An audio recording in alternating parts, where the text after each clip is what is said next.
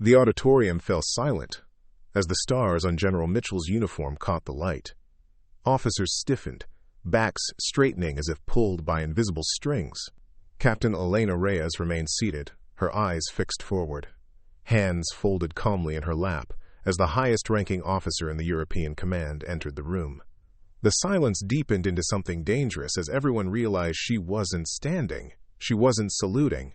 She was deliberately violating one of the military's most fundamental protocols, and she looked completely at peace with her decision. The polished hardwood stage of Fort Keller's main briefing hall gleamed under the overhead lights as General Victor Mitchell strode confidently toward the podium. The assembled officers of the 42nd Strategic Operations Division were gathered for what was supposed to be a routine quarterly review: presentations, assessments, handshakes, and then back to their regular duties. Captain Reyes had arrived early, chosen a seat in the third row, and hadn't moved since. Lieutenant Colonel James Harding noticed first, his eyes widening as he glanced between the captain and the general. "Reyes," he whispered urgently, "stand up." His voice carried in the sudden stillness, making several heads turn. Elena didn't respond. Her expression remained unchanged. Not defiant, not anxious, just calmly attentive as if this were any other briefing on any other day. But this wasn't just any day, and everyone in the room could feel the building tension. General Mitchell reached the podium, his ribbons and medals catching the light as he adjusted the microphone. Then he paused, his gaze sweeping the room until it landed on the seated captain. The corners of his mouth tightened almost imperceptibly. "Captain Reyes," he said, his voice carrying easily through the state-of-the-art sound system, "is there a medical reason you're unable to stand?" "No, sir," she replied, her voice steady and clear. "There is not." The murmur that rippled through the assembled officers was like a physical force. Colonel Harding shifted uncomfortably in his chair, shooting Elena a look that clearly communicated, "What the hell are you doing?" General Mitchell's expression hardened. "Then perhaps you'd care to explain why you're failing to render proper courtesy to a superior officer." "With respect, sir, I cannot in good conscience salute you at this time." Her words hung in the air, each one precise and measured, dropping into the stunned silence like stones into still water. Major Diana Foster, seated to Elena's right, inhaled sharply. In 15 years of military service, she'd never witnessed anything like this: an officer deliberately refusing to salute a general during a formal assembly. It wasn't just insubordination. It was career suicide happening in real time. "Captain Reyes," General Mitchell's voice had gone dangerously quiet, "you will stand and salute, or you will be escorted from this room and placed under immediate arrest for insubordination." Elena finally stood, but she did not salute. Instead, she reached into her uniform pocket and removed a small data drive, holding it up so everyone could see. "General Mitchell, before I render any courtesies, I need to address the contents of this drive and what it reveals about Operation Kingfisher." The general's face remained professionally neutral, but those closest to the stage noticed a subtle change, a tightening around the eyes, a momentary stillness. "Captain, this is neither the time nor the place." "It's exactly the time and place, sir," Elena interrupted, an action so shocking in a formal military setting that several officers physically recoiled. "Because in 45 minutes, the 8th Tactical Response Unit will deploy based on your direct orders, and 12 of our people will likely die as a result." The room erupted in hushed conversations. General Mitchell raised a hand, and silence fell immediately. His voice, when he spoke, was controlled but carried an edge that made even seasoned officers straighten in their seats. "Captain Reyes, you are out of line. Security, escort the captain to." The mission parameters for Operation Kingfisher were altered at 04:00 this morning, Elena continued, speaking quickly but clearly. The original intelligence assessment was replaced with fabricated data showing minimal defensive capabilities at the target site. The actual satellite imagery, which I verified independently, shows at least 3 times the anti-aircraft batteries reported in your briefing. She held up the drive again. "The flight path has been deliberately routed through what your briefing calls a low-risk corridor that satellite data from 3 separate intelligence agencies confirms is heavily monitored by hostile forces." Quote, Colonel Patricia Winters, the division's intelligence officer, was already pulling out her tablet, fingers flying across the screen as she accessed the mission files. Her face, normally composed, slowly transformed as she scrolled through the data. General Mitchell's expression hadn't changed, but a slight flush had crept up his neck. "Captain, you are making serious accusations based on what appears to be stolen classified information. I'm ordering you to stand down immediately." Elena remained standing, her posture perfect, shoulders back, chin level, feet at the regulation angle. Everything about her screamed military precision except for the conspicuous absence of a salute. "Sir, I understand the consequences of my actions," she said, "but I cannot and will not salute an officer who has deliberately compromised an operation and endangered American lives." The security personnel who had started moving toward Elena hesitated, looking toward the general for confirmation. The room had gone completely still, the tension so thick it seemed to press against the skin. Colonel Winters looked up from her tablet, her face ashen. "Sir," she said, addressing General Mitchell but loudly enough for those nearby to hear, "there are discrepancies in the mission file. The captain may have a point." Mitchell's composure slipped for just a moment, a flash of something dangerous crossing his features before the professional mask slammed back into place. "Colonel, this is not the venue for operational review. We have protocols for raising concerns about mission parameters." "I followed those protocols, sir," Elena replied.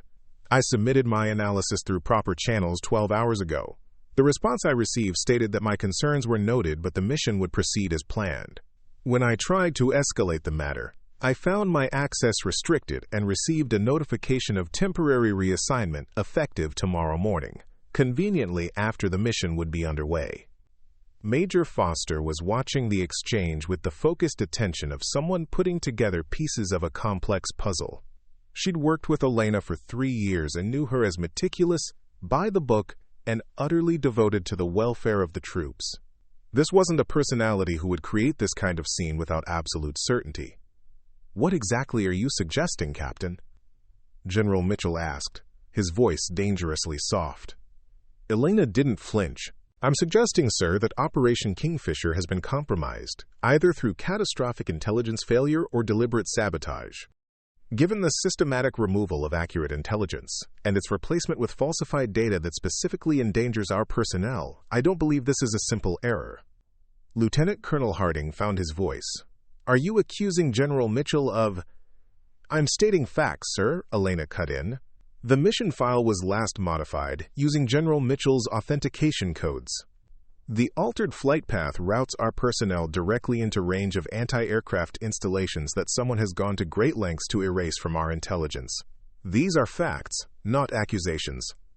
General Mitchell's hand moved slightly toward his pocket, a gesture so subtle most wouldn't have noticed. But Major Foster did, and so did the base's chief of security, Major Marcus Reynolds, who had been standing near the back of the room.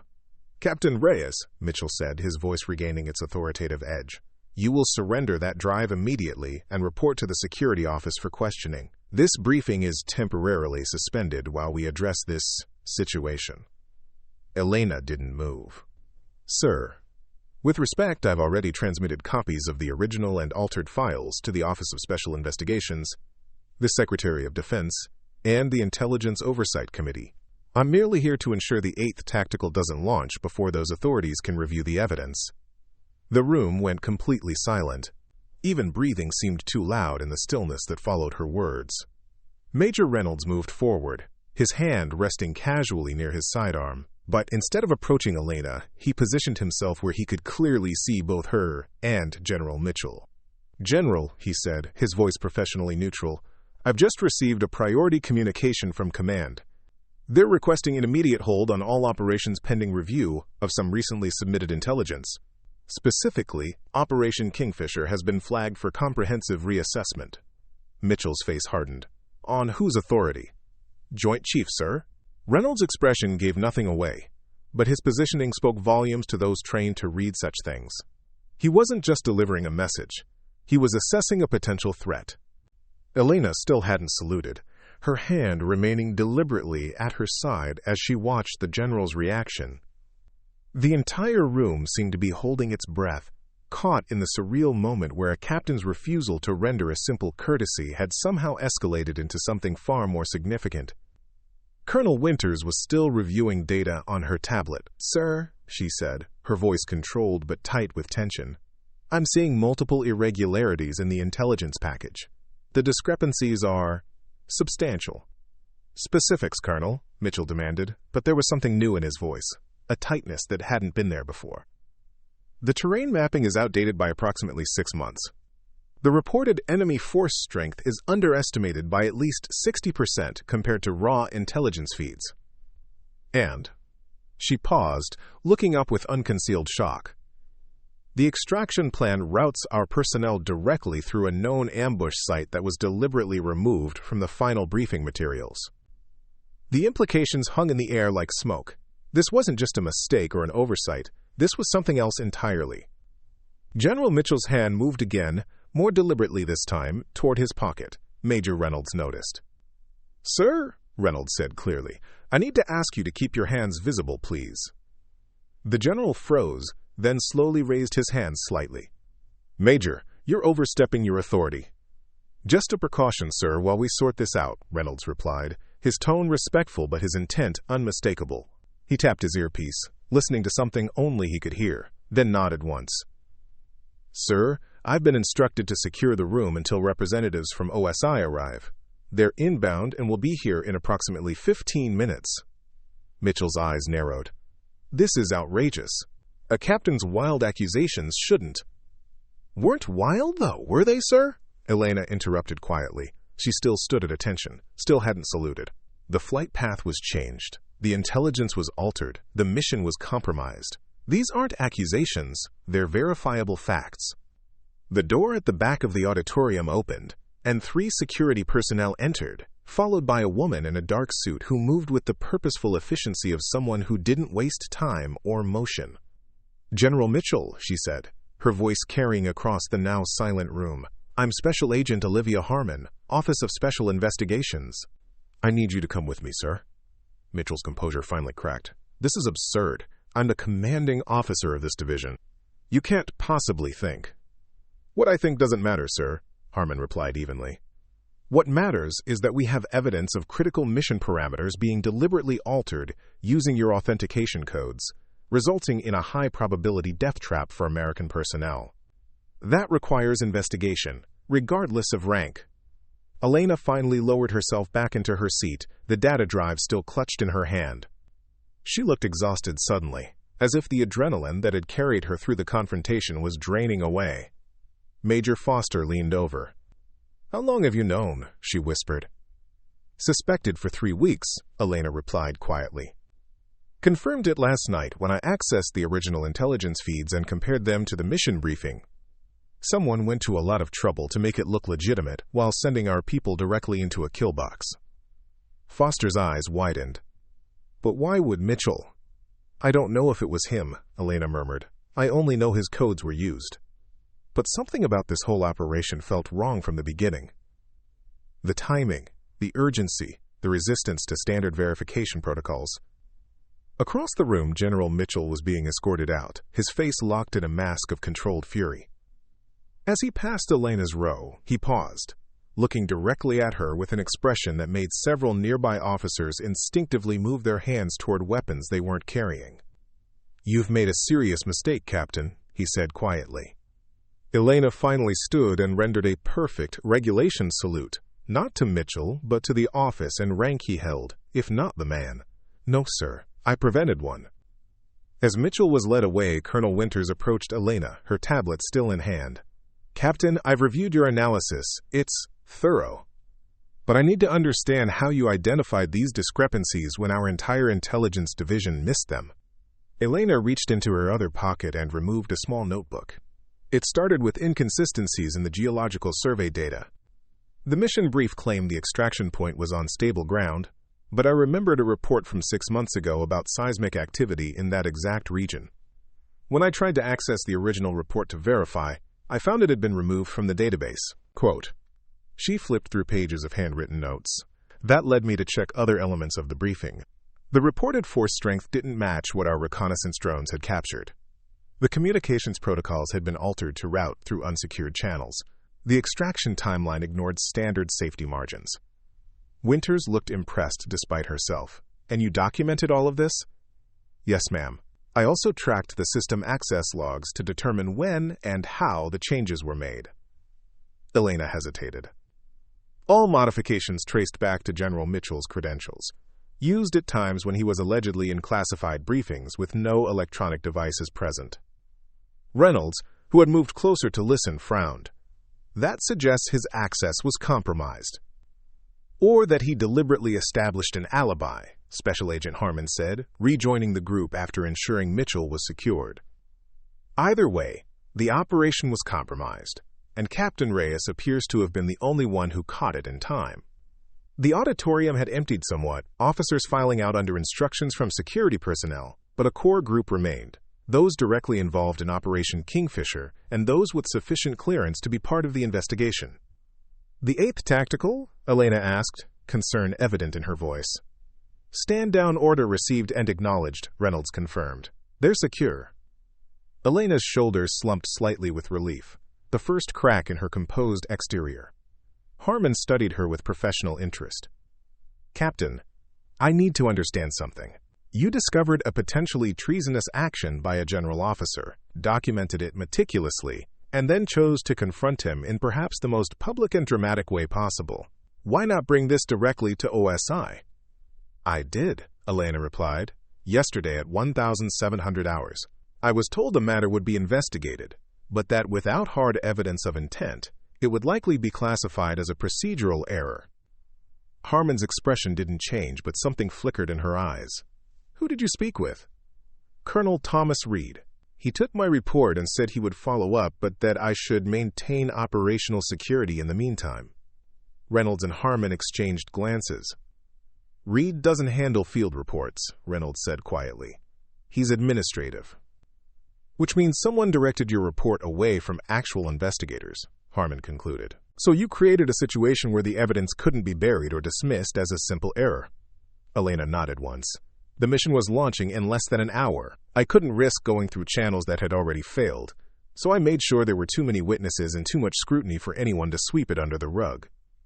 Colonel Winters was still scrolling through data on her tablet. "The level of manipulation here is concerning.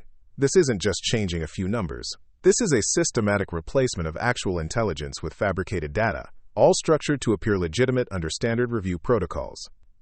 "Which suggests either extensive access or high-level cooperation," Harmon agreed. "Captain Reyes, in your investigation, did you find evidence of anyone else's involvement besides General Mitchell?" Elena hesitated. "I found communication fragments suggesting coordination with external parties, but I couldn't trace them definitively. The security protocols were too sophisticated." "External, as in foreign?" Reynolds asked sharply. "Unknown," Elena admitted. "But the communication methods matched patterns typically used by non-state actors rather than foreign governments." Harmon nodded slowly. "That tracks with other investigations we've been running. There's been increasing concern about penetration of military command structures by criminal organizations seeking to protect their interests in certain regions." Foster, who had remained quiet during this exchange, suddenly spoke up. "The target region for Operation Kingfisher has seen increased trafficking activity over the past year. If our mission was to disrupt those networks, then someone might have significant financial incentive to ensure it failed," Winters finished, "preferably in a way that would discourage future attempts." The implications settled over the group like a physical weight. This wasn't just about one compromised mission or one corrupted officer. This was potentially part of something much larger and more dangerous. Harmon straightened. Decision made. "Captain Reyes, I need you to come with me. Bring all your documentation. We're establishing a secure operations center to continue this investigation." She turned to Reynolds. "Major, I need this building locked down and all personnel associated with Operation Kingfisher isolated for debriefing." As the group dispersed to their assigned tasks, Elena found herself walking alongside Harmon toward the exit. The special agent gave her a sidelong glance. "That took courage," she said quietly, refusing to salute a general in a room full of officers. Most people would have found a less confrontational approach. Elena's expression remained professional, but her eyes revealed the strain of the past 24 hours. "With respect, ma'am, I couldn't risk a less confrontational approach when 12 lives were at stake. Sometimes protocol has to take a back seat to what's right." Harmon nodded once, a gesture of respect rather than mere acknowledgement. "The system is designed to make that choice as difficult as possible." "Yes, ma'am.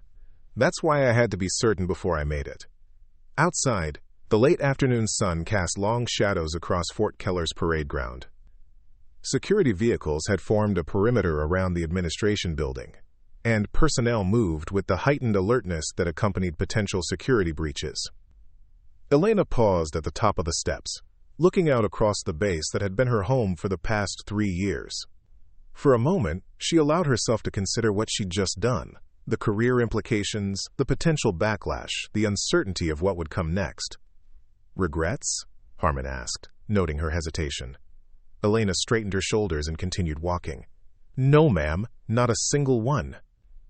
Behind them, the auditorium where a captain had refused to salute a general, and in doing so, potentially saved 12 lives and exposed a dangerous conspiracy, stood quiet in the fading light, its polished floors and orderly rows of chairs a stark contrast to the chaos that had erupted within its walls just 30 minutes earlier. The investigation was just beginning, but one thing was already clear. Protocols and courtesies, no matter how sacred, sometimes had to yield to a higher duty. And Elena Reyes, whatever else might come of her actions, had understood that duty perfectly. The Secure Operations Center hummed with activity as screens displayed data streams, communication logs, and personnel files. Located 3 levels below Fort Keller's main administration building, the facility had been designed for precisely this kind of crisis. A potential security breach requiring immediate, contained investigation. The reinforced walls blocked all unauthorized communications, and the limited access points were guarded by security personnel with the highest clearances. Captain Elena Reyes sat at a workstation, surrounded by analysts and investigators who were systematically piecing together the web of deception she had uncovered. Her uniform jacket was draped over her chair, her sleeves rolled up despite the room's cool temperature. She had been working non-stop for 8 hours since the confrontation in the auditorium. "Walk me through it again," Special Agent Harmon said, leaning against the desk beside Elena, "the exact moment you first suspected something was wrong." Elena pulled up a file on her screen. 3 weeks ago, during the preliminary briefing for Operation Kingfisher, Major Lawrence was presenting the geological survey of the extraction zone, and something about the terrain mapping didn't match what I remembered from my deployment there last year.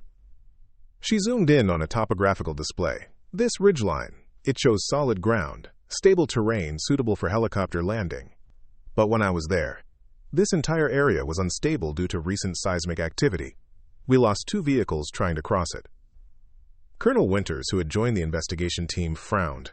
"You're certain about this? Geological features can look similar." "I'm certain," Elena replied without hesitation. "I spent 3 weeks mapping alternative routes through that region after we discovered the instability. When I saw the briefing data showing it as stable terrain, I knew something was wrong." Harmon nodded slowly. "So you started digging?" "Yes, ma'am. First, I tried to access my original survey reports, but they had been removed from the system. Then I checked satellite imagery from 6 months ago versus what was being presented in the briefing. The discrepancies were subtle but significant." She pulled up 2 images side by side.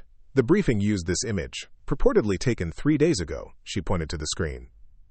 "But look at the shadow patterns compared to the actual image from the reconnaissance drone I accessed through backup systems." The differences were clear when pointed out. Shadow lengths that didn't match the purported time of day, vegetation patterns inconsistent with seasonal changes, and most critically, the absence of defensive installations clearly visible in the authentic images. "Someone sanitized the intelligence," Major Reynolds observed, having joined the group around Elena's workstation. "Made it look like a soft target when it was anything but." Elena nodded. "And not just the target, the entire operation. Flight path, communication protocols, extraction plan. Everything was subtly modified to create maximum vulnerability for our personnel." Across the room, a young analyst raised her hand. "Agent Harmon, I've completed the authentication trace on General Mitchell's credentials." Harmon moved to the analyst station, followed by Elena and Reynolds. "What did you find, Specialist?" His credentials were used to access and modify the Operation Kingfisher files at 04:00 this morning, as Captain Reyes reported. "But I've cross-referenced with the General's access card logs and security camera footage." The analyst pulled up a video feed. At that exact time, General Mitchell was in the officer's gym, nowhere near a computer terminal. Reynolds leaned closer to the screen. "So his credentials were compromised." "Or shared," Harmon countered. "Let's not make assumptions yet." Elena studied the footage. "Is there any evidence of unauthorized access to his quarters or personal devices?" None that we've found so far, the analyst replied. His personal tablet and smartphone show no signs of tampering, and his quarters were secured overnight with no entries logged. Harmon's expression hardened, which suggests either incredibly sophisticated electronic infiltration or he provided his credentials willingly, Elena finished quietly. The implication hung in the air. A general officer potentially involved in deliberately compromising an American military operation was not an accusation anyone made lightly. "Where is Mitchell now?" Reynolds asked. "Secure holding, under observation," Harmon replied. "He's demanding legal counsel and claiming this is all a misunderstanding that Captain Reyes has blown out of proportion due to a personal vendetta." Elena's eyebrows rose. "Personal vendetta? I've had exactly 3 conversations with General Mitchell in my entire career, all of them related to operational briefings." "He's claiming you were passed over for promotion last cycle and blame him for it," Harmon said, watching Elena's reaction carefully. "That's absurd. My promotion packet hasn't even gone before the board yet. It's scheduled for next month." Elena shook her head in disbelief. "Is that the best defense he could come up with?" "It's a standard tactic," Reynolds noted. "Discredit the accuser when you can't discredit the evidence." Another analyst approached, holding a tablet. "Ma'am, we've completed the preliminary analysis of the communication fragments Captain Reyes identified." Harmon took the tablet, scanning it quickly before passing it to Elena. "What do you make of this?" The screen displayed fragments of encrypted communications, partially decoded to reveal what appeared to be coordinates and timing information. Elena studied it carefully. These matched drop points along the compromised flight path. Someone was transmitting the exact locations where our aircraft would be most vulnerable. "To whom?" Reynolds asked. "We're still working on that," the analyst replied. "The encryption is sophisticated, utilizing rotating frequencies and multiple bounce points to obscure the origin and destination. But we've isolated a pattern in the transmission bursts that suggests a non-military source." Harmon turned to Elena. "You mentioned non-state actors earlier. Criminal organizations rather than foreign governments. What led you to that conclusion?" Elena pulled up another file on her workstation. "The pattern of intelligence manipulation. It's targeted very specifically at this operation, not at broader military capabilities or strategic information. Someone wants this particular mission to fail, but they're not interested in compromising our overall security posture." She pointed to a map displaying the operation zone. "This region has seen increased activity from the Korloff Syndicate over the past year. They've established major trafficking routes through areas that Operation Kingfisher was designed to disrupt." "The Korloff Syndicate?" Colonel Winters looked surprised. "They're arms dealers, primarily operating in Eastern Europe and Central Asia. What would they be doing in this region?" "Expanding," Elena replied grimly. "According to intelligence reports from 6 months ago, reports that have since been heavily redacted in our databases, they formed an alliance with local criminal networks to establish new distribution channels for weapons, drugs, and human trafficking." Reynolds frowned. "And Operation Kingfisher would have disrupted those channels." "Not just disrupted," Elena corrected. "Destroyed. The 8th Tactical was specifically tasked with targeting key logistics nodes that intelligence had identified as critical to their operation." Harmon was already connecting the dots. "So the Korloff Syndicate has significant financial incentive to ensure the mission fails. But that still doesn't explain how they would access our systems or compromise a general officer." Elena hesitated, then pulled up another file, this one password protected with her personal encryption. 2 months ago, I was reviewing financial intelligence as part of the preliminary operation planning. I found something concerning. The file displayed banking records, property transactions, and investment portfolios. "These are Mitchell's financials," Harmon observed, her expression darkening. "How did you access these?" "They were included in the standard background package for the operation leadership," Elena explained. "Nothing unusual about reviewing them as part of operational security. What was unusual was this." She highlighted a series of transactions. 5 deposits over the past year, each just under the reporting threshold. All traced back to shell companies that share address patterns with known Korloff front organizations. The room went silent as the implications sank in. "You're suggesting General Mitchell has been on their payroll," Reynolds said finally, his voice tight. "I'm presenting evidence that requires investigation," Elena corrected carefully. These financial patterns, combined with the compromised operation parameters and the use of his credentials to implement the changes, create a concerning picture. Harmon studied the financial data. This isn't conclusive. The transactions are structured to maintain plausible deniability. Yes, ma'am. That's why I didn't take this directly to OSI initially. I needed more concrete evidence connecting Mitchell to the compromised operation. Which you found when his credentials were used to alter the mission parameters, Reynolds concluded. Elena nodded. Exactly. That was the missing link. Harmon straightened. Decision made. I need to speak with Mitchell directly. Colonel Winters, continue coordinating the technical analysis. Major Reynolds, I want security protocols elevated throughout the base. If Mitchell is compromised, there may be others. As Harmon left, Elena returned to her workstation, aware that the investigation had just entered a new and more dangerous phase. If a general officer had indeed been compromised by a criminal organization, the implications extended far beyond a single operation. Colonel Winters approached, her expression troubled. Captain, there's something else we need to discuss. She pulled up a personnel file, Elena's own service record. The system logs show someone accessed your file repeatedly over the past month, focusing particularly on your deployment history and security clearance reviews. Elena frowned. Someone was investigating me? Who? The access was authorized under General Mitchell's credentials. The implication was clear. While Elena had been investigating Mitchell, he had been investigating her as well. He knew, Elena said quietly. He knew I was looking into the discrepancies. Which might explain why you were scheduled for reassignment immediately after the operation, Winters agreed. He was removing a potential threat. Elena's mind raced, assembling the pieces. The reassignment order came through yesterday, after I had already begun documenting the altered mission parameters. The timing suggested someone knew I was getting close to uncovering the truth. And yet you still chose to confront him publicly, Winters observed, studying Elena with newfound respect, knowing that he was already taking action against you. The mission was launching in less than an hour. 12 lives were at stake. My career concerns were secondary. Winters nodded slowly. Not many officers would make that calculation, Captain. Before Elena could respond, an analyst called out from across the room. Colonel, we've decrypted another fragment of the communications. You need to see this. They moved quickly to the analyst's station. The screen displayed a partially decoded message. Primary compromised. Implement contingency assets in POSITION. The timestamp showed it had been sent 30 minutes after Mitchell had been taken into custody. When was this intercepted? Winters demanded. Just now, ma'am. It was transmitted on a burst frequency using the base's own communication array. Elena felt a chill run down her spine. They have someone else inside. Mitchell wasn't working alone. Reynolds, who had returned in time to hear this, immediately reached for his radio. Security alert. All personnel. Implement Protocol Sierra 9.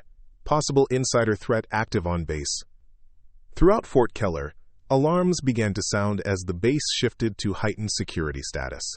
Access points were locked down, communications restricted, and all personnel ordered to verify their locations and activities.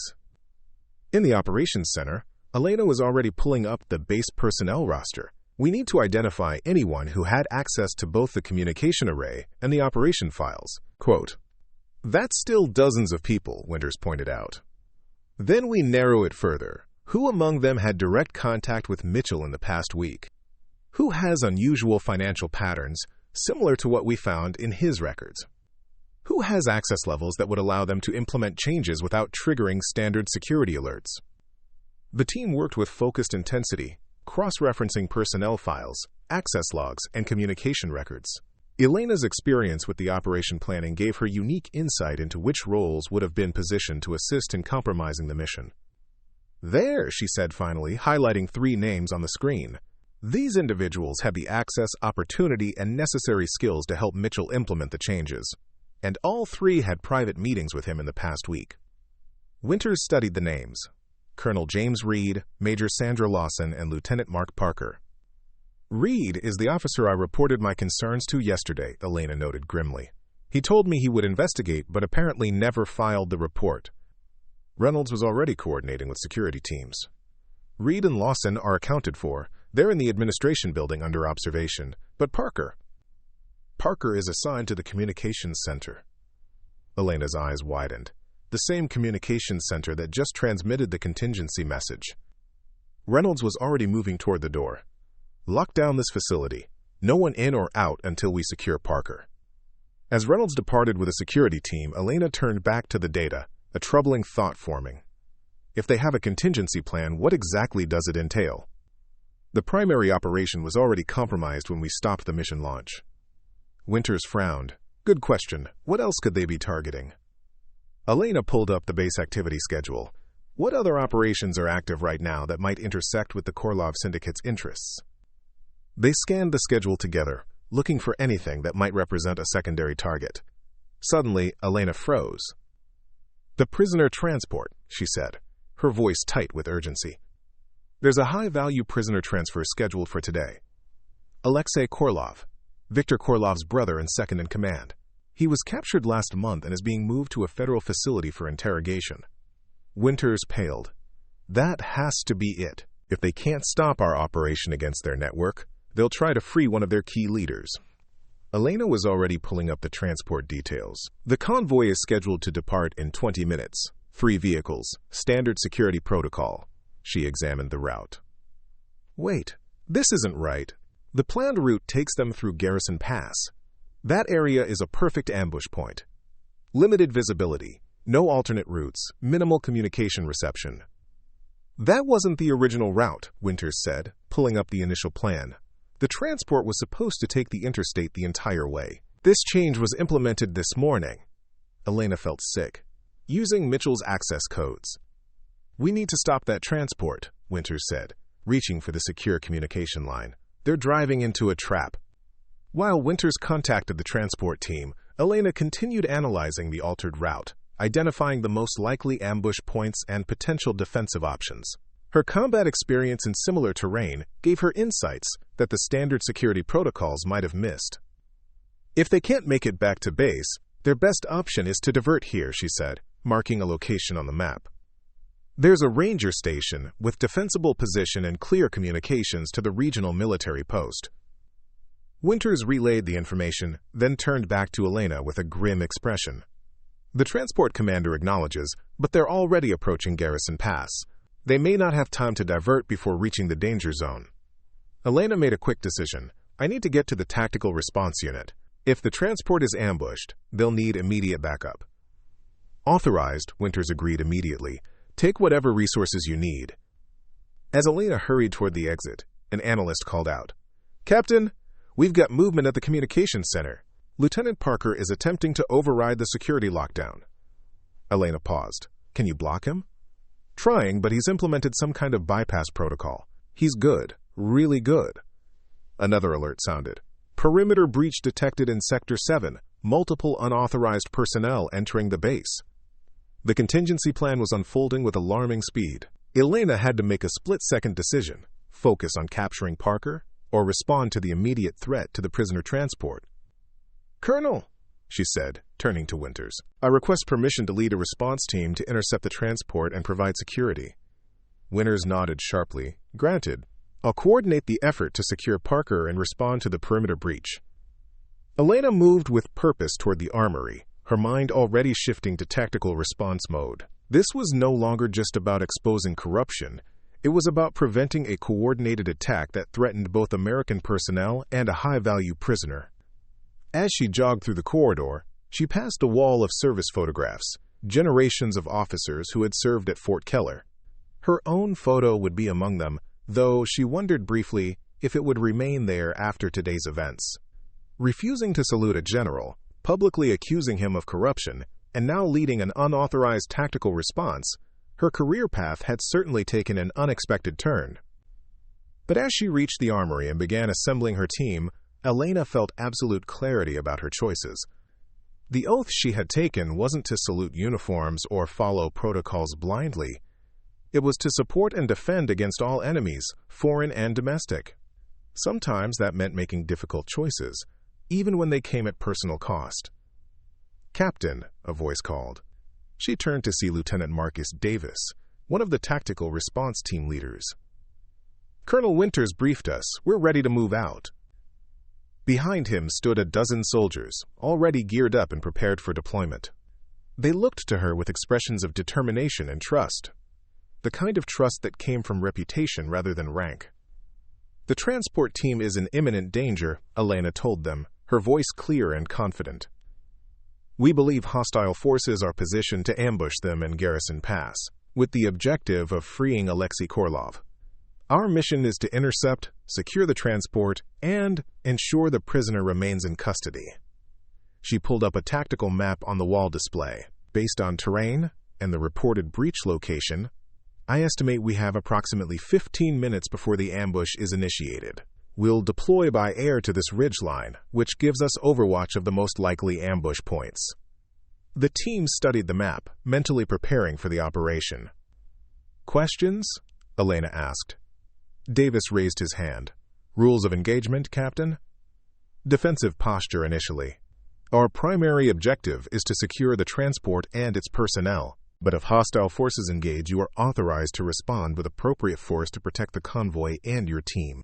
She looked around the room, meeting each soldier's eyes. "I won't pretend this is a standard operation with standard authorization. What's happening today goes beyond normal protocols. But I can promise you this. Every action I've taken and will take is in service of our fundamental mission to protect American lives and uphold our oath.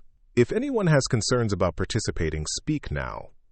The room remained silent, the team's resolve evident in their steady gazes. "Very well," Elena said, checking her weapon. "Gear up and move out. Transport leaves in 5 minutes." As the team prepared to deploy, Elena received one final update from Colonel Winters. Lieutenant Parker had been cornered in the communications center but had managed to destroy evidence before being apprehended. The perimeter breach had been contained, but satellite imagery showed vehicles converging on Garrison Pass from multiple directions. The transport team was already in the danger zone, and time was running out. Elena boarded the lead helicopter, her mind focused entirely on the mission ahead. The personal consequences of her actions today, the potential end of her career, the certain disciplinary measures, the possible legal ramifications, all of that would be addressed later. Right now, American lives were in danger, and she had the skills, knowledge, and determination to help them.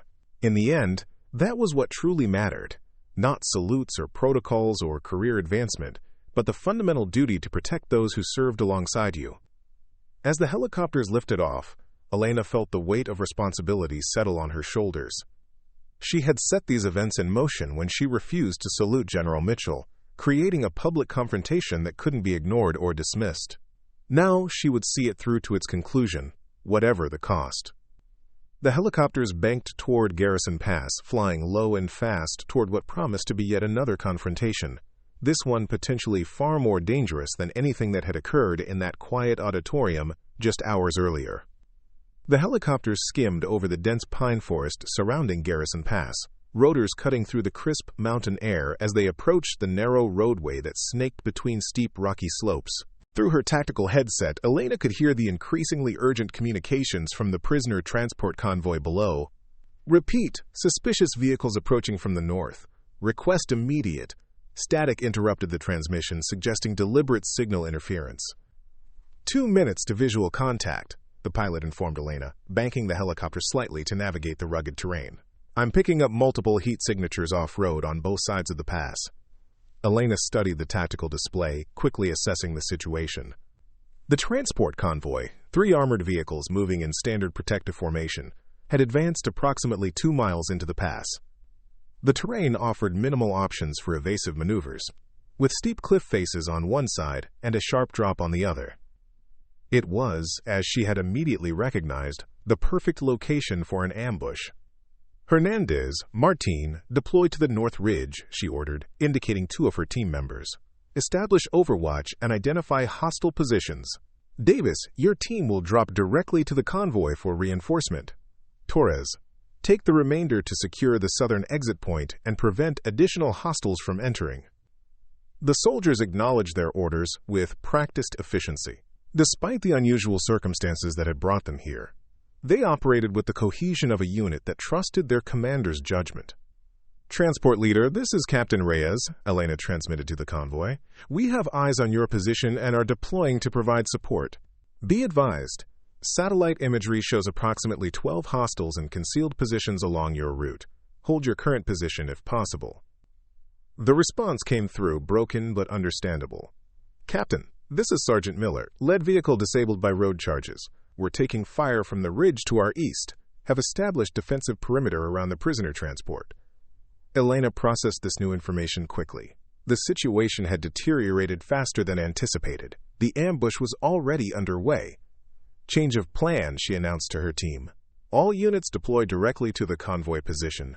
Provide immediate covering fire for the transport team. Priority is securing the prisoner and wounded personnel.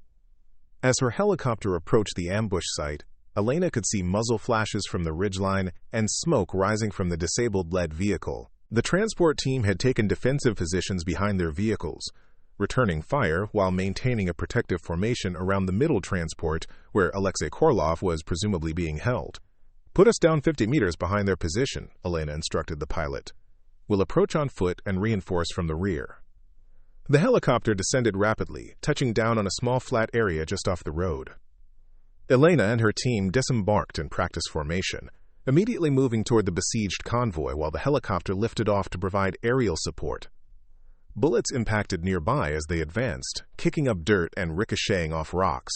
The tactical response team moved with disciplined precision, using available cover and returning fire only when they had clear targets. Elena reached the rear transport vehicle, where a soldier with a bloodied arm was maintaining a defensive position. Corporal Hayes, he identified himself, grimacing through obvious pain. Glad to see you, Captain. They hit us as we rounded that bend. Seemed to know exactly where we'd be vulnerable. Status report, Elena demanded, signaling for her medic to attend to Hayes' wound. 2 wounded in the lead vehicle. Sergeant Miller is coordinating defense from the middle transport. The prisoner is secure, but we're pinned down. These aren't typical insurgents, ma'am. They're using military-grade weapons and tactics. Elena had expected as much. The Korolov Syndicate was known for recruiting former Special Forces operators from various countries.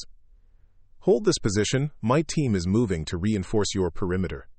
Staying low, Elena advanced to the middle transport where Sergeant Miller was coordinating the defense. The stocky, veteran NCO gave her a quick nod of acknowledgement as she joined him behind the armored vehicle. Situation, she asked simply. 8 to 10 hostiles on the eastern ridge, another 4 approaching from the north. They've disabled our communications beyond short-range tactical frequencies, and our lead vehicle is immobilized. 2 wounded, not critical. Miller was direct and professional despite the chaos around them. The prisoner is secure in the transport, but they're clearly here for him. Elena assessed their tactical position. The disabled lead vehicle provided some cover, and the cliff wall on one side limited angles of attack, but they remained dangerously exposed. We need to move, she decided. This position is too vulnerable. There's a defensible outcropping approximately 300 meters south.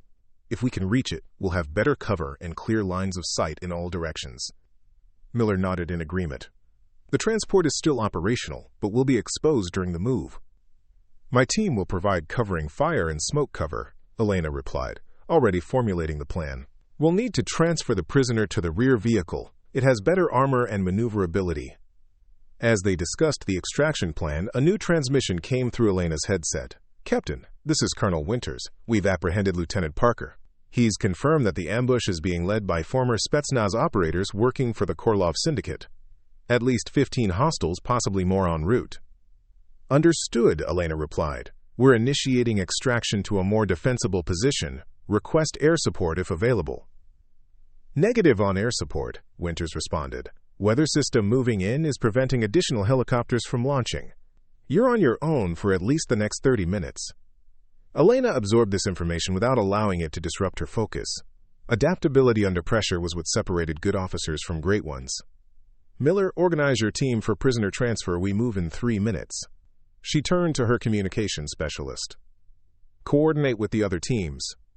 I want synchronized covering fire when we initiate movement. As her orders were relayed, Elena moved to the transport vehicle to assess the prisoner directly. Security protocol required that she verify his status before the high-risk transfer. Inside the armored transport, Alexei Korolov sat handcuffed to a fixed steel ring, guarded by 2 soldiers. Despite his restraints and the dangerous situation, the man appeared remarkably calm. His features shared the same sharp angles as his brother Victor, though his eyes held a calculating intelligence that was somehow more unsettling than his brother's known brutality. "Captain Reyes," he said, his accent subtle but noticeable. "How unexpected. I thought General Mitchell had ensured I would be welcomed by my brother's men at this charming location." Elena's eyes narrowed. "You knew about Mitchell?" Korolov smiled thinly. "Of course. Did you think my brother would leave my extraction to chance? The general has been a valuable asset for some time, though I must say, your interference was not anticipated." Quote, "A nearby impact rocked the vehicle, but Korolov didn't flinch." Elena maintained her professional composure despite her disgust at the confirmation of Mitchell's betrayal. "Your extraction has failed," she stated flatly. "And Mitchell is in custody." For the first time, Korolov's confident expression faltered slightly. "Perhaps, but my brother does not abandon family or leave loose ends." Mitchell's contingency plan involved more than just this ambush. Before Elena could question him further, Miller appeared at the transport door. "Ready to move, Captain." Elena gave Korolov one last hard look before turning away. Secure him for transfer. Double restraints. Continuous guard.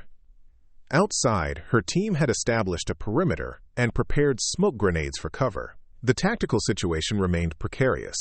They were outnumbered, and the hostiles held the high ground. But the alternative was to remain in an increasingly untenable position. "On my mark," Elena instructed, her voice calm and authoritative. "Smoke first, then covering fire from all positions." The transport moves immediately afterward, with wounded and the prisoner secured inside. Rearguard provides continuous coverage during withdrawal. She surveyed the faces of the soldiers around her, both her tactical team and the transport security detail. Despite the danger, she saw determination rather than fear, professionalism rather than panic. They had trained for situations like this, even if the specific circumstances, a corrupted general, a criminal syndicate, an orchestrated ambush, were unusual. 3, 2, 1, mark! Smoke grenades launched simultaneously, creating a thick visual barrier along their planned route. Covering fire erupted from multiple positions, suppressing the hostile forces on the ridgeline. The transport engine roared to life, and soldiers moved with practiced efficiency to load wounded personnel and the secured prisoner. Elena took a position at the rear of the formation, coordinating the covering fire as the transport began to move.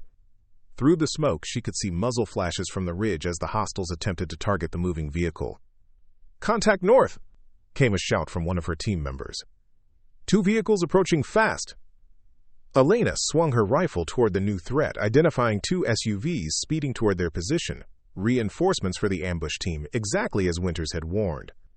"Torres, redirect fire to the approaching vehicles," she ordered. "Aim for the drivers." Precision fire from her team targeted the lead SUV, which swerved violently before crashing into the cliff face. The second vehicle continued its approach, however, skidding to a stop approximately 200 meters away. Armed figures emerged, taking cover behind the vehicle and adding their firepower to the ambush. The transport was moving steadily now, approaching the defensible position Elena had identified. They had almost reached relative safety when a new sound cut through the gunfire, the distinctive thump of a launched grenade. "RPG!" someone shouted. Elena reacted instinctively. "Take cover!" The explosion rocked the road 30 meters ahead of the transport, sending debris and shrapnel in all directions. The driver swerved to avoid the new crater, nearly losing control on the narrow road. "They're trying to force us to stop," Miller observed grimly. "If they disable the transport here, we're trapped." Elena made a rapid tactical assessment. The hostiles were becoming more aggressive, escalating from small arms to explosives. If they had more RPGs, the transport could be directly targeted. "Change of plan," she decided. "We can't reach the outcropping without crossing that exposed stretch. We need to establish a defensive position here and call for reinforcements." Miller nodded in agreement. "There's a maintenance tunnel entrance about 50 meters back. Part of the old mining operation. It's not ideal, but it would provide better cover than this road. Direct the transport there," Elena ordered. "We'll establish a perimeter and hold until backup arrives." As the transport reversed course toward the tunnel entrance, Elena coordinated her team's movements to provide maximum coverage. The hostile fire intensified as they recognized the changing tactics. Inside the maintenance tunnel, they would have limited mobility but significantly improved protection. The narrow entrance could be defended by a small force, making their numerical disadvantage less critical. The transport maneuvered into the tunnel entrance, barely fitting between the rough-hewn rock walls. Elena organized defensive positions, placing her most experienced marksmen to cover the approaches while establishing a secure area for the wounded and the prisoner. Inside the relative safety of the tunnel, Elena checked in with her team leaders. No additional casualties, ammunition still at acceptable levels, but their tactical position remained problematic. They could hold this position, but they were effectively cornered. She activated her communications link to base. "Colonel Winters, this is Reyes. We've taken defensive position in a maintenance tunnel off the main pass. Hostile forces have escalated to explosive ordnance. Request status on reinforcements." Winters' response came through with minimal static. "Reinforcements are mobilizing from the regional base, ETA 40 minutes. We've also identified communication between the ambush team and a secondary unit. There may be additional hostiles converging on your position." Elena processed this information rapidly. 40 minutes was a long time to hold their position if the hostiles continued to escalate or if reinforcements arrived. "Understood. We'll maintain defensive posture and—" Her transmission was interrupted by a shout from the tunnel entrance. "Movement to the west!" Multiple figures advancing under cover. Elena moved quickly to assess the new threat. Through her tactical scope, she could see at least 6 hostiles using the rocky terrain for cover as they approached the tunnel entrance. Their movements were coordinated and professional, definitely trained operators rather than common criminals. "Establish firing positions," she instructed her team. "Controlled bursts. Conserve ammunition. They'll try to get close enough for grenades or breaching charges." As her team prepared for the assault, Elena considered their options. The tunnel provided good cover, but it was also a potential trap if the hostiles managed to control the entrance. They needed to maintain clear lines of fire without exposing themselves unnecessarily. "Captain," Miller approached, his expression grave. "The prisoner is requesting to speak with you, says he has information about the assault team's tactics." Elena's eyes narrowed. Alexei Korlov was a manipulator, and any information he offered would likely come with hidden costs. But tactical intelligence about their attackers could prove valuable. "Maintain watch," she told Miller. "I'll hear what he has to say, but don't expect me to trust it." In the rear of the tunnel, Korlov remained secured to a fixed metal support beam. His expression was calm, almost amused, despite the sound of gunfire echoing through the tunnel. "Captain," he greeted her. "It seems my brother's men are quite determined." "What information do you have?" Elena demanded, dispensing with pleasantries. Korlov studied her for a moment. "The men attacking us are led by Anton Burwanov, former Spetsnaz commander. He has a specific tactical approach, feinting attacks from multiple directions while positioning his explosive specialists. Right now, he's likely moving demolition experts to collapse the tunnel entrance, trapping us inside." Elena's expression remained neutral, though the information aligned with the movement patterns she'd observed. "And why would you share this with me?" "Because contrary to what you might believe, I prefer not to die in a collapsed tunnel," Korlov replied dryly. "Baranov is effective but excessive. He'll sacrifice anyone, including me, to prevent my interrogation by your intelligence agencies." "So this isn't a rescue," Elena realized. "It's a cleanup operation." "My brother prefers not to leave loose ends," Korlov confirmed. "I know too much about his operation. If I can't be extracted safely, I become a liability." Elena processed this information quickly. If Korlov was telling the truth, and his self-interest suggested he might be, then the assault team's objective wasn't to free him, but to eliminate him along with everyone else. "Captain," came an urgent call from the tunnel entrance. "They're moving something into position. Looks like demolition equipment." Korlov's intelligence was proving accurate. Elena made a rapid decision. "Miller, organize the wounded for immediate evacuation through the rear of the tunnel. There must be maintenance access points further in." She turned to her communications specialist. "Contact Winters. Inform her the hostiles are attempting to collapse the tunnel, and request immediate extraction at the southern maintenance access point." As her team moved to execute these orders, Elena returned to the defensive position at the tunnel entrance. Through her scope, she could see the hostiles setting up what appeared to be a directed charge designed to bring down the rock face above the entrance. Targeting the demolition team, she instructed her marksmen, Priority targets are anyone handling explosives or detonators. Precise fire from her team forced the hostiles to take cover, temporarily disrupting their preparation of the charges. But Elena knew they couldn't prevent the assault indefinitely. They needed to evacuate before the charges were in place. "Captain," Miller reported, "we've found a maintenance shaft approximately 80 meters in. It appears to lead to a service road on the south side of the ridge." Quote, "Begin evacuation," she ordered. "Wounded first, then the prisoner, with security teams on both ends. The rear guard will hold this position as long as possible to cover the withdrawal." As the evacuation commenced, Elena maintained communication with Winters, who confirmed that a rapid reaction force was being redirected to the southern access point. If they could reach the service road, extraction was possible. The hostiles intensified their fire, clearly aware that their targets were attempting to escape. Elena coordinated the defensive effort, ensuring that the withdrawal proceeded as smoothly as possible under the circumstances. When only the rear guard remained at the tunnel entrance, she received confirmation that the prisoner and wounded had reached the maintenance shaft and were beginning their ascent to the service road. "Fall back to secondary position," she instructed her remaining team. "Prepare for final withdrawal." As they moved deeper into the tunnel, a sudden impact shook the entrance, sending dust and small rocks cascading from the ceiling. The demolition team had managed to set at least one charge. "Move!" Elena ordered, recognizing the imminent danger. "They'll bring down the whole entrance!" Her team sprinted deeper into the tunnel just as a second, larger explosion sent a shockwave through the confined space. Behind them, the tunnel entrance collapsed in a thunderous cascade of rock and debris, instantly filling the tunnel with choking dust. In the sudden darkness, illuminated only by tactical lights, Elena did a rapid head count. All members of the rear guard had made it clear of the collapse, but their primary exit was now completely blocked. "Status report," she demanded, already moving toward the maintenance shaft. "All present, minor injuries only," came the response from her team leader. "The shaft access is still clear." Elena led her team through the dusty tunnel toward the evacuation route, maintaining communication with the forward elements who were already approaching the service road.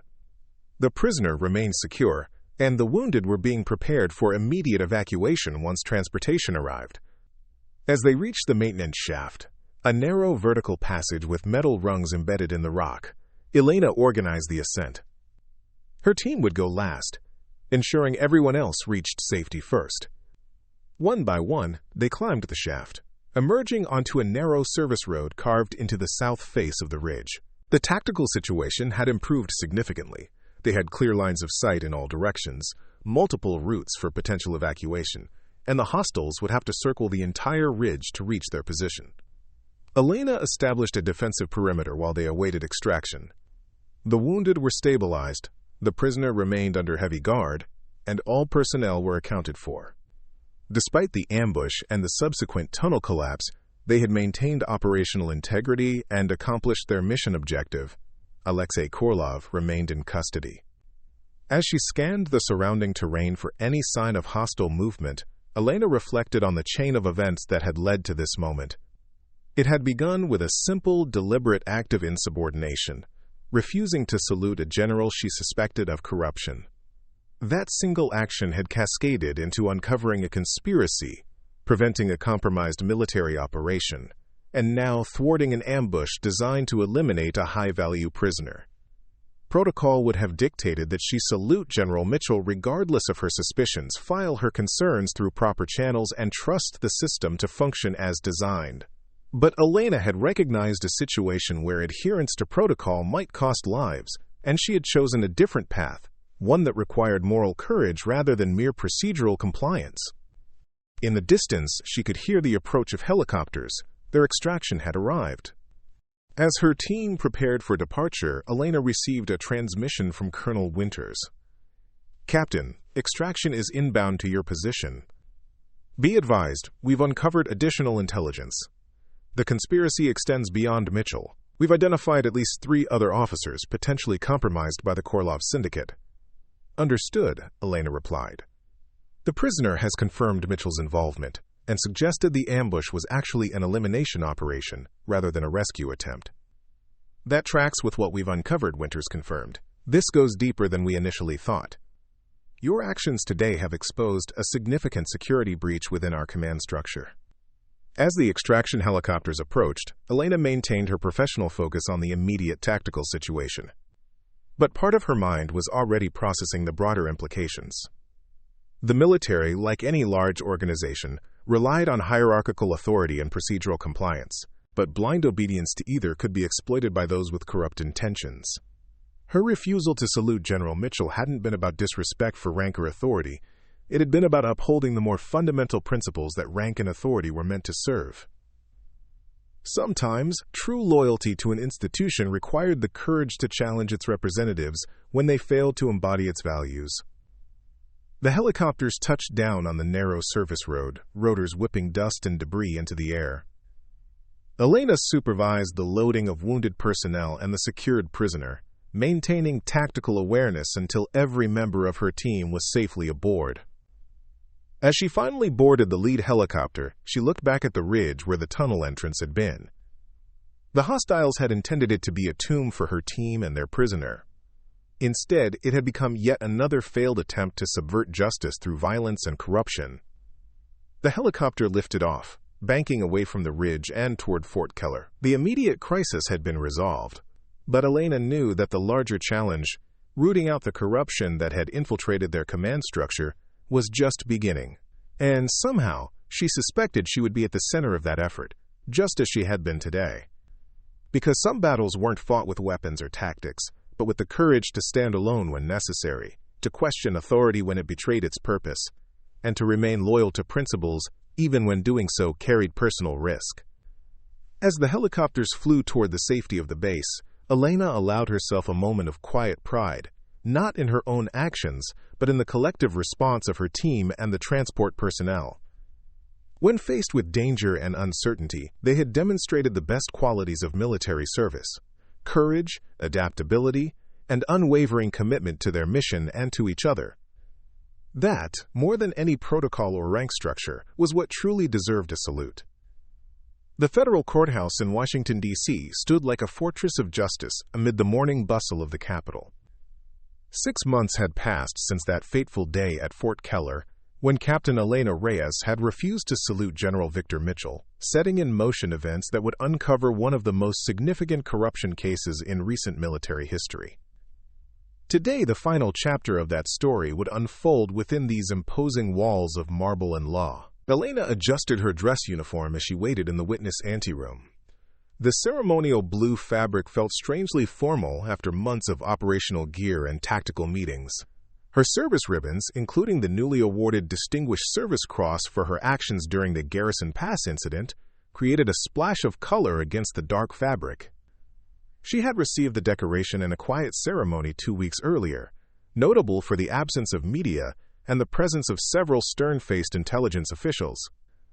The door opened, and Major Diana Foster entered, also in full dress uniform. The two women had become close allies during the investigation that followed the events at Fort Keller. "Ready for this?" Foster asked, taking a seat beside Elena. "As ready as I'll ever be," Elena replied. "How's the security situation?" Foster's lips quirked in a small smile. "Typical. You're still thinking like a tactical officer, even at a federal trial." "Old habits," Elena acknowledged, "especially after everything that's happened."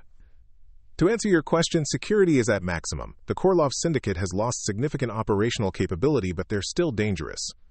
Every person entering the courthouse is being thoroughly screened, and we have counter-surveillance teams monitoring a 5-block radius." Elena nodded, appreciating the information. The months following the Garrison Pass incident had been intense, a carefully coordinated campaign to dismantle the Korloff Syndicate's operations while simultaneously investigating the extent of their infiltration into military command structures. The conspiracy had proven more extensive than initially feared, with 3 general officers and 7 senior officials ultimately implicated. "Is Winters here?" Elena asked, referring to Colonel Patricia Winters, who had become the operational lead for the counter-corruption task force that emerged from the investigation. "Arrived an hour ago. She's in a final briefing with the prosecution team." Foster hesitated, then added, "There's something else you should know. General Lockhart is attending today." Elena's eyebrows rose in surprise. General James Lockhart was the chairman of the Joint Chiefs of Staff, the highest-ranking military officer in the country. His presence at what was ostensibly the conclusion of a corruption case suggested the significance with which the military leadership viewed these proceedings. "Interesting," she said simply. "Any idea why?" Quote, "Not officially," Foster replied. "But there are rumors about upcoming structural changes to prevent similar security breaches. Your name has been mentioned in connection with a new internal oversight division." Before Elena could respond, a court official appeared at the door. "Captain Reyes, you're needed in courtroom 3. Elena stood, smoothing her uniform one final time. "See you inside," she told Foster, then followed the official through the labyrinthine courthouse corridors. Courtroom 3 was already filled to capacity when she entered. The high-profile nature of the case, involving military corruption, international criminal organizations, and a dramatic ambush, had captured public attention despite efforts to keep certain details classified. The gallery was populated with a mix of military personnel, Justice Department officials, and carefully vetted members of the press. Elena took her seat in the witness section, noting the presence of key figures from the investigation. Colonel Winters sat with the prosecution team, reviewing documents with focused intensity. Major Reynolds, who had coordinated security during the initial confrontation with Mitchell, nodded to her from across the room. And in the front row of the gallery, watching the proceedings with steady attention, sat General Lockhart himself, his chest bearing the weight of decades of distinguished service. The side door opened, and the defendants were led in: General Victor Mitchell, Lieutenant Parker, Colonel James Reed, and 3 other officers implicated in the conspiracy. They wore civilian clothes rather than uniforms, a visual reminder that they stood accused of betraying the very institution those uniforms represented. Mitchell's eyes briefly met Elena's across the room. His expression remained neutral, but she could sense the simmering resentment behind his composed facade. He had lost everything: his command, his reputation, his freedom, and it had begun with her refusal to stand and salute. The bailiff called the court to order, and Judge Maria Sandoval entered. The proceedings commenced with the formality that characterized federal trials, but Elena knew this was largely a conclusion rather than a determination. The evidence against the defendants was overwhelming, compiled through months of meticulous investigation that had followed the initial revelations. The prosecutor, a sharp-featured woman named Catherine Juarez, approached the podium. "Your Honor, the United States calls Captain Elena Reyes." Elena moved to the witness stand, was sworn in, and took her seat. She had testified multiple times during the investigative phase, but this appearance was different, the culmination of a process that had consumed half a year of her life. "Captain Reyes," Juarez began, "please describe for the court the events that led to your initial suspicions regarding Operation Kingfisher and General Mitchell's involvement." Elena recounted the story with professional precision, the discrepancies she had noticed in the mission briefings, the systematic removal of accurate intelligence, the substitution of falsified data that would have endangered American personnel. She explained how her attempts to address these concerns through proper channels had been blocked, leading to her decision to confront Mitchell publicly during the quarterly review. "And why did you choose to refuse to salute General Mitchell?" Juarez asked. "Why that specific form of protest?" Elena considered her answer carefully. "Military protocol requires rendering appropriate courtesies to superior officers. But my oath is to support and defend the Constitution against all enemies, foreign and domestic. When I discovered evidence suggesting General Mitchell was deliberately compromising an operation that would endanger American lives, I could not in good conscience render honors to someone I believed was betraying that same oath." "Wasn't there a less dramatic way to raise your concerns?" Juarez pressed, asking the question that had been raised repeatedly throughout the investigation. "I had already attempted less dramatic approaches," Elena replied evenly. "My reports were suppressed, my access was restricted, and I was scheduled for immediate reassignment. The operation was launching in less than an hour. Lives were at stake, and standard protocols had already been manipulated to prevent the truth from emerging." She paused, then added, "Sometimes, adherence to a smaller rule, like rendering a salute, must yield to the larger principles that rule is meant to serve." The questioning continued, with Elena walking through the subsequent events, the verification of her concerns, the discovery of Mitchell's financial connections to the Korloff syndicate, the ambush at Garrison Pass, and the broader conspiracy that was ultimately uncovered. Throughout her testimony, She maintained the same calm professional demeanor that had characterized her actions during the crisis. This wasn't about personal vindication or resentment toward Mitchell. It was about upholding the principles that the military was founded upon. When the defense attorney cross-examined her, the questions focused predictably on protocol and chain of command. "Captain Reyes," the attorney asked, "wouldn't military discipline break down if every officer decided which orders to follow and which courtesies to extend based on their personal judgments?" "With respect," Elena replied, "my actions weren't based on personal judgment, but on documented evidence of corruption and endangerment of American personnel. Military discipline exists to create effective operations, not to shield criminal behavior from accountability." "But you took it upon yourself to determine what constituted criminal behavior, didn't you? Before any investigation, before any formal finding?" "I identified discrepancies that threatened lives and reported them through proper channels. When those channels failed, I had to make a decision: follow protocol and allow American personnel to fly into a trap, or break protocol to prevent those deaths." Elena's voice remained measured. "I stand by that decision." The cross-examination continued, but Elena remained unshaken. The facts supported her position, and the subsequent investigation had validated her concerns beyond any reasonable doubt. When she was finally excused from the witness stand, Elena returned to her seat, aware of the courtroom's attention but focused on the larger significance of the proceedings. This case wasn't really about Mitchell or the other defendants anymore. It was about how institutions responded when their systems were exploited by those entrusted with authority. The trial continued with additional witnesses, including Colonel Winters, who detailed the extensive network of corruption that had been uncovered, and Alexei Korlov himself, who had agreed to testify against Mitchell in exchange for considerations in his own sentencing. During a brief recess, Elena stepped into the courthouse hallway for a moment of quiet. She was surprised when General Lockhart approached, his expression thoughtful. "Captain Reyes," he said, offering a respectful nod rather than expecting a salute, given the civilian setting.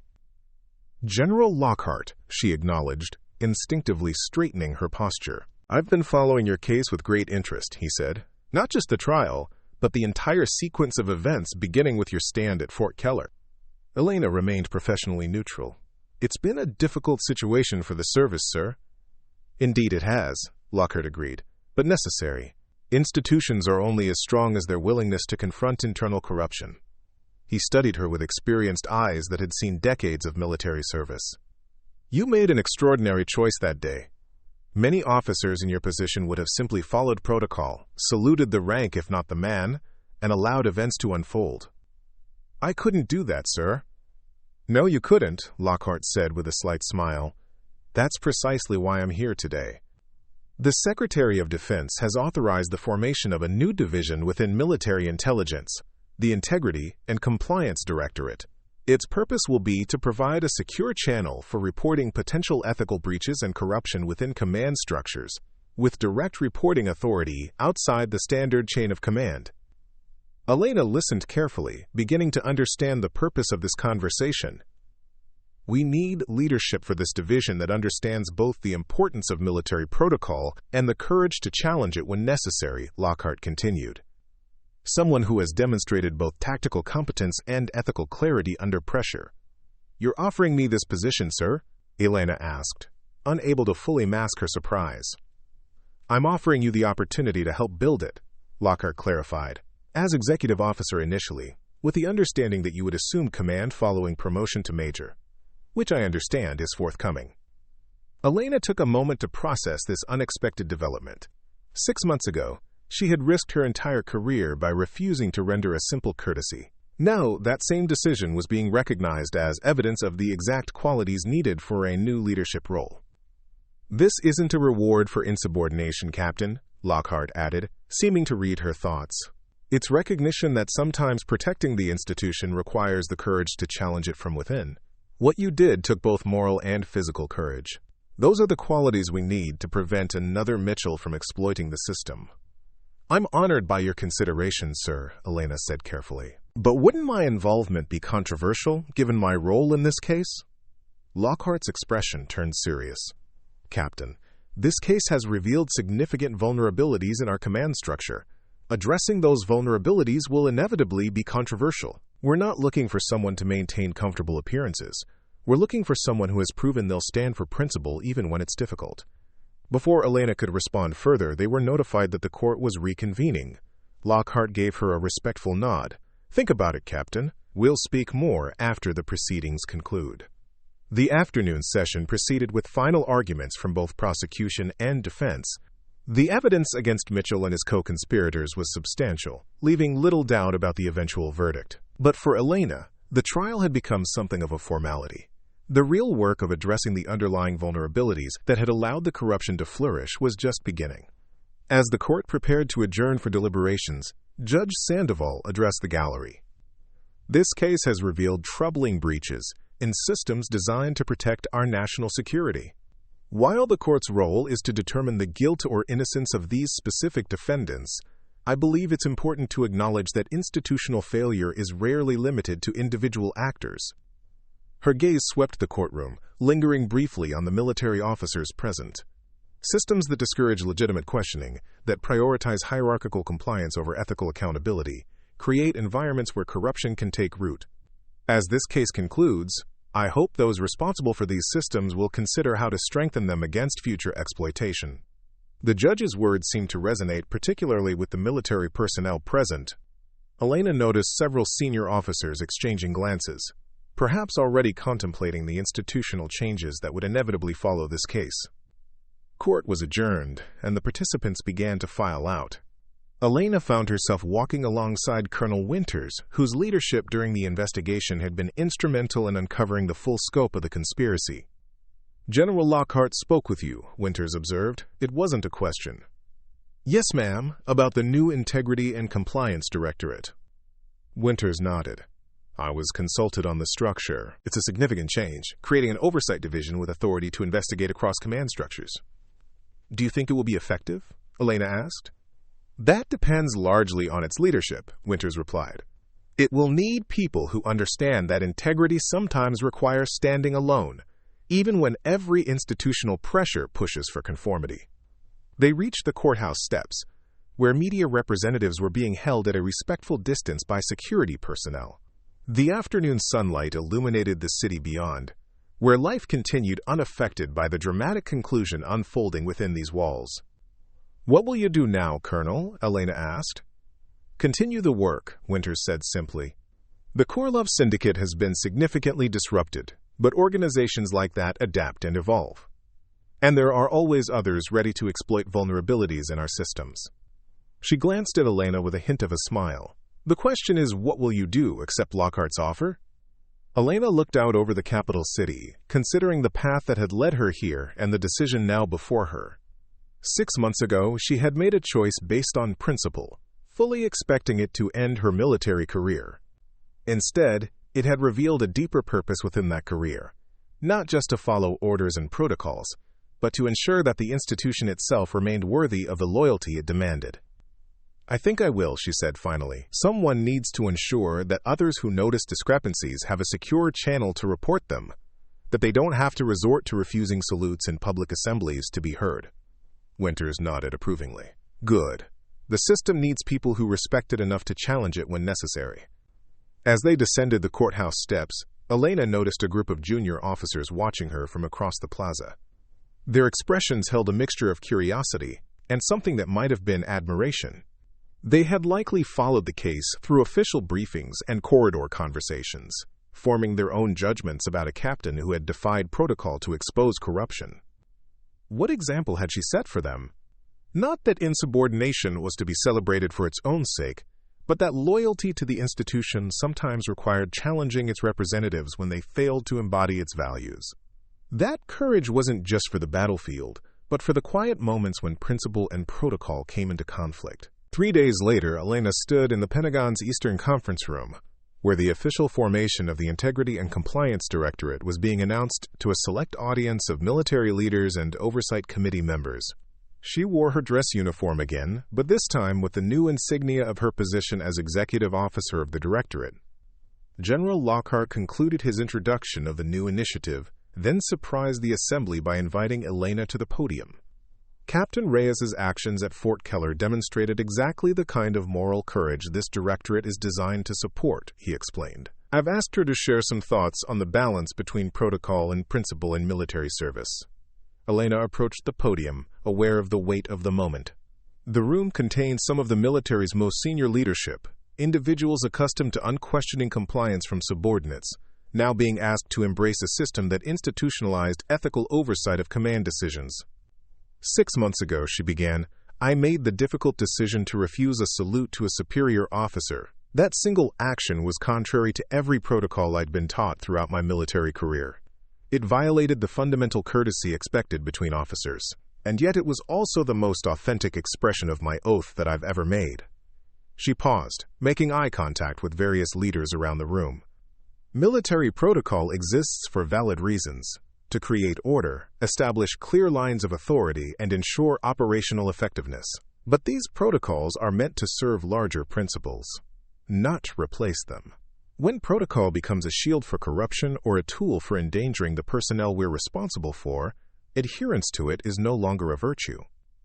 Several senior officers shifted uncomfortably, but others nodded in agreement. The Integrity and Compliance Directorate isn't designed to undermine command authority or encourage insubordination, Elena continued. It's designed to ensure that legitimate concerns can be raised and addressed before someone feels their only option is to take a public stand like I did. It's about strengthening the institution by acknowledging that even the best systems require vigilant protection against corruption. She looked directly at General Lockhart. True loyalty to the military isn't demonstrated by blind obedience to every order or courtesy. It's demonstrated by a commitment to the core values and principles that give those orders and courtesies their meaning. Sometimes, that commitment requires the courage to stand alone, to question authority, and to place principle above protocol. Elena concluded her remarks to thoughtful silence, followed by measured applause. As she returned to her seat, she could sense that her words had resonated with some and challenged others, exactly the kind of constructive tension that the new directorate was designed to institutionalize. The meeting continued with detailed presentations on the directorate's structure, authorities, and operational guidelines. But for Elena, the most significant moment came afterward, during the informal reception where military leaders discussed the implications of these changes. A young lieutenant approached her somewhat hesitantly. Captain Reyes, I was at Fort Keller that day, in the auditorium. Elena recognized him as one of the junior officers who had witnessed her confrontation with Mitchell. Lieutenant Davis, how are you? Well, ma'am, thank you. He seemed to be gathering his thoughts. I wanted to tell you that what you did that day, it changed how I think about my service. I always believed that following orders and respecting the chain of command were the most important aspects of being an officer. Those are important aspects, Elena acknowledged. Yes, ma'am, but not the only ones.